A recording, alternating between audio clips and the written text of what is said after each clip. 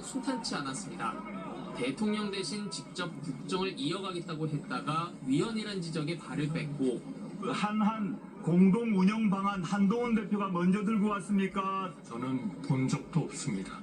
윤 전 대통령에 대한 탄핵이 인용된 뒤에 권한대행으로서 소명을 말했지만 국가와 국민을 위해 일체의 동요 없이 이후 대선 출마를 선언하며 사퇴했습니다.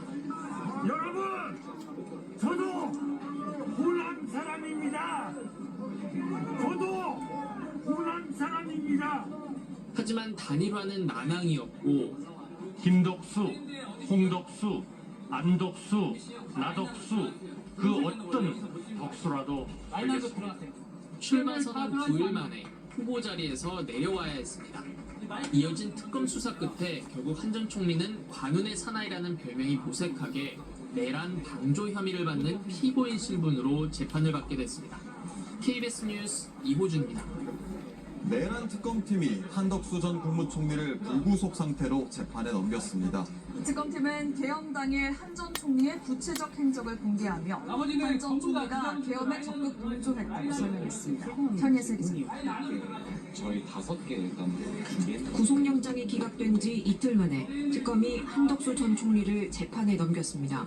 비상계엄에 적극적으로 동조했다는 내란 우두머리 방조 등 6개 혐의입니다. 비상계엄도 기존의 친위 쿠데타와 같이 성공할 것이라는 생각에서 비롯된 것으로 사료됩니다. 특검은 비상계엄 직전 국무회의를 앞두고 김용현 전 국방부 장관과 한 전 총리가 정족수를 점검하던 모습이 CCTV에 담겼다고 했습니다. 이 자리에서 김 전 장관은 국무위원 몇 명이 더 필요한지 손가락으로 세기도 했고 한 전 총리는 송미령 농식품부 장관에게 전화해 참석을 재촉했다는 겁니다. 또 국무회의가 끝난 뒤엔 서명을 거부하는 국무위원들에게 참석했다는 의미라며 서명을 요구했다고 밝혔습니다.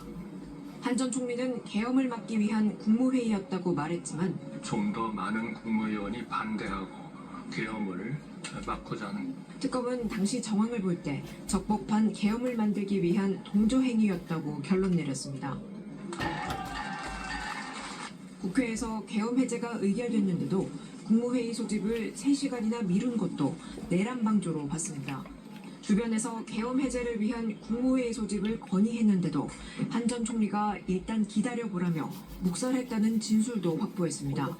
특검팀은 역사적 비극이 되풀이되지 않도록 현명한 판단이 이뤄지길 바란다며 추가 수사 없이 재판에서 다투겠다고 밝혔습니다. KBS 뉴스 현희수입니다.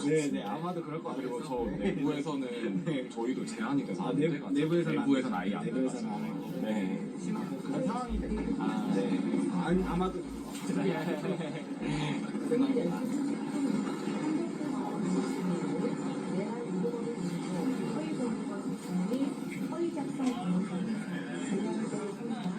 대통령 도움을 배려하지 않는 민주로 공소를 제기하였습니다.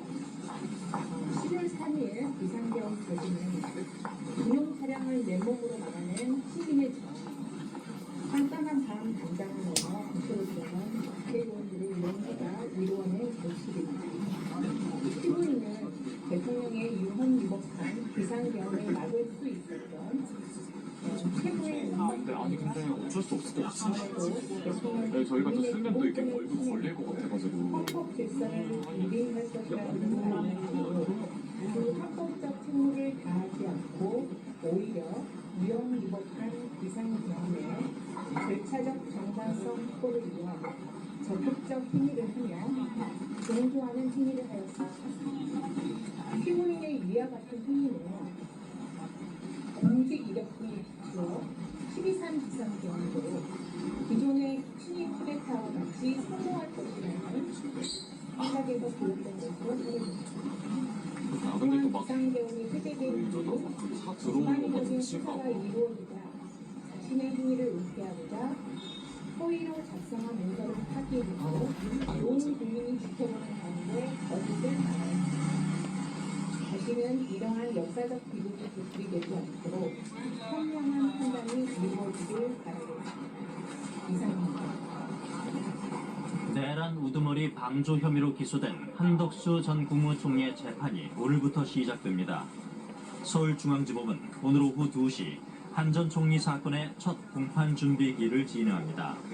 내란 특검팀은 한 전 총리가 대통령의 계엄 선포를 막을 수 있었던 최고의 헌법기관임에도 오히려 계엄의 절차적 정당성 확보를 위한 행위를 하며 동조했다고 보고 지난달 29일 불구속 기소했습니다. 한 전 총리는 공직생활 50년 동안 진보와 보수 정권 양쪽에서 요직을 두루 거쳤습니다. 비상계엄 이후엔 대선 출마까지 선언했지만 결국 피고인 신분으로 법정에 서게 됐습니다. 이호준 기자의 보도입니다.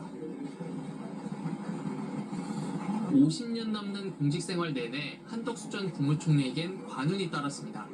김영삼 정부 통상산업부 차관, 김대중 정부 경제수석, 노무현 정부에선 경제부총리와 마지막 국무총리를 지냈습니다. 적극적으로 만나겠습니다. 그것이 찬성을 하시던 분이건 반대를 하시던 분이건. 이명박 정부 초대 주미대사, 윤석열 정부 초대 국무총리까지 정파를 가리지 않고 요직에 중용됐습니다. 윤석열 정부의 첫 국무총리로서 국민 여러분께 약속드립니다. 비상계엄 이후는 순탄치 않았습니다. 대통령 대신 직접 국정을 이어가겠다고 했다가 위헌이란 지적에 발을 뺐고 한한 공동 운영 방안 한동훈 대표가 먼저 들고 왔습니까? 저는 본 적도 없습니다. 윤 전 대통령에 대한 탄핵이 인용된 뒤엔 권한대행으로서 소명을 말했지만 국가와 국민을 위해 일체의 동요 없이 이후 대선 출마를 선언하며 사퇴했습니다. 여러분, 저도 호남 사람입니다. 저도 호남 사람입니다. 하지만 단일화는 난항이었고 김덕수, 홍덕수, 안덕수, 나덕수 그 어떤 덕수라도 되겠습니다. 출마 선언 9일 만에 후보 자리에서 내려와야 했습니다.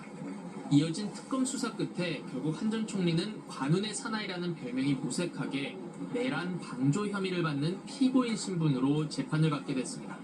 KBS 뉴스 이호준입니다. 내란 특검팀이 한덕수 전 국무총리를 불구속 상태로 재판에 넘겼습니다. 특검팀은 계엄 당일 한 전 총리의 구체적 행적을 공개하며 한 전 총리가 계엄에 적극 동조했다고 설명했습니다. 현예슬 기자입니다.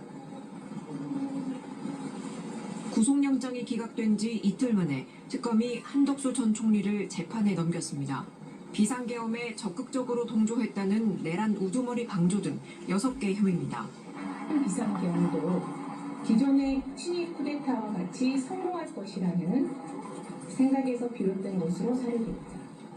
특검은 비상계엄 직전 국무회의를 앞두고 김용현 전 국방부 장관과 한 전 총리가 정족수를 점검하던 모습이 CCTV에 담겼다고 했습니다. 이 자리에서 김 전 장관은 국무위원 몇 명이 더 필요한지 손가락으로 세기도 했고 한 전 총리는 송미령 농식품부 장관에게 전화해 참석을 재촉했다는 겁니다. 또 국무회의가 끝난 뒤엔 서명을 거부하는 국무위원들에게 참석했다는 의미라며 서명을 요구했다고 밝혔습니다.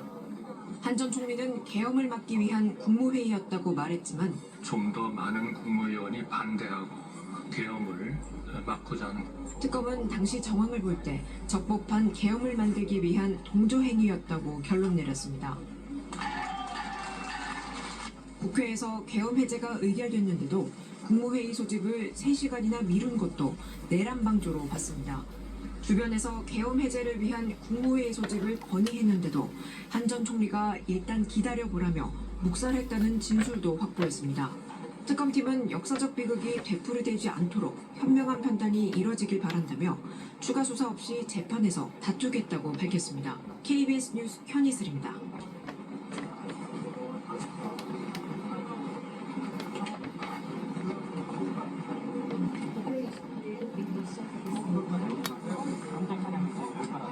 오늘 10시 30분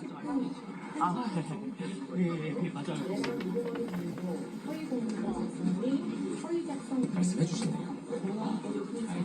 대통령 도움을 배제하는 공문이가 이중죄로 공소를 제기했습니다. 11월 3일 비상계엄 조직은 군용 차량을 맨몸으로 나가는 시민의 깜깜한 밤 긴장을 넘어 서울시가 국회공무위 용무가 이루어낸 것입니다.